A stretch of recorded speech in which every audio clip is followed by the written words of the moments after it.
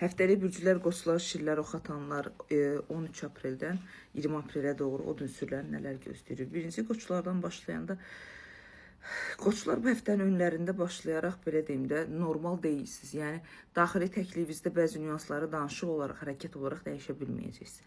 Düzdür, bu həftə hər şeyin üzərində çox işləyəcəksiniz. İş olaraq, özünüz olaraq, ətraf olaraq çabalarınız həddən artıq çox olacaq ki, özünüzü aktivləşdirmək istəyəcəksiniz. Amma burada qəlbi bəzi nüanslar var ki, maddisal olaraq nə qədər çalışırsınızsa, pulla maddiyyat nə qədər balansınız o qədər sizə geriyə doğru çəkəcək.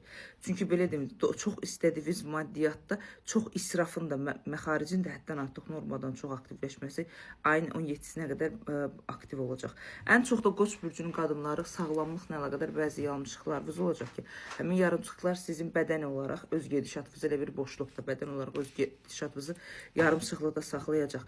Şəxsiyyətlə əlaqədar stabillik qoruyub saxlama bacarığınız çox yüksək səviyyədədir.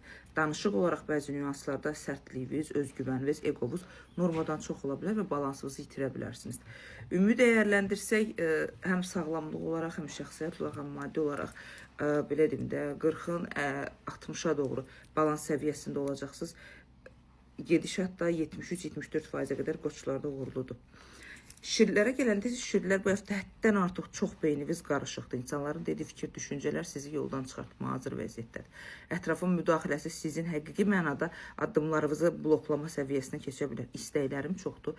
İstəklərim üzərində hər şey yarımçıq formada qalmış nüanslarınızı artıra bilərsiniz. Düzdür, gözəl həftədə həftənin uğurlu insanlarından biri də şirlərsiniz. Öz üzərinizdə çox aktiv olmalısınız. Təhsillə əlaqədar olaraq, dövlət səviyyəsində, imtahanlarla əlaqədar olaraq və yaxud da işdə dəyişiklik etmək istəyirsinizsə, kurs imtahanı olaraq çox yüksəlməlidir. Çünki sizin özünüzü kəşf etmək, özünüz üzərində psixolojik olaraq, təhsil olaraq, belə deyim də, güc olaraq şans verirəm və bu şansdan istifadə edib tam güclənmiş bir şəkildə dövrü dəyişməlisiniz deyə kartlar sizə danışır.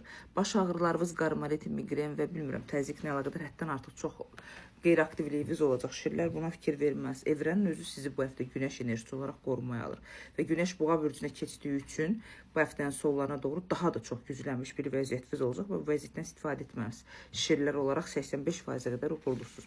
Amma bu həftənin narahat edicilərindən biri oxatanlar da sizi, çünki çox əsəbi, hər problemə doğru siz qaçacaqsınız. Daha sonra qərarsızlığınız, peşmançılığınız olacaq. Sənədlə, dövlətlə əlaqədar problemləriniz varsa, çox yarımçıqlıq, daha da belə deyim də yarımçıqlığınızı artıracaqsınız. Emosionallığınız çoxdur. Sevgi, ailə, şəxsiyyətlə əlaqədar olaraq istəyirəm, çabalamaq, düzəltmək istəyirəm, amma balans qura bilməyəcəksiniz. Oxatanlar bu həftə elə bir dəyişkən olacaq. 8-lər bürcü kimi simavınız, düşüncələriniz, ətrafınız tez-tez dəyişməyə çalışacaqsınız və özgüvənsizlikdən çıxacaqsınız. Yəni mübahisəli bir vəziyyətdə özünüzü ifadə etmək və var olduğunuzu bildirmək üçün ciddi bir mübahisə edici bir vəziyyətiniz olacaq. Oxatanlar, qərarsızlıq, şübhələriniz də çoxdur. Gözünüzlə əlaqədar olaraq, nəfəs sisteminizlə əlaqədar, böbrəklə əlaqədar olaraq, burada narahatçılıqlarınız ödə olaraq problemləriniz həddən artıq çox ola bilər. Ailəyə də, valideynlərə qarşı da kəskin bəzi iyləyinici sözləriniz ola bilər. Bunları düzəltməz. Tam istədiyim kimi deyilsiniz. 73%-ə qədər, 72%-ə qədər oxatanlar həftənizi uğurlu edə bilərsiniz.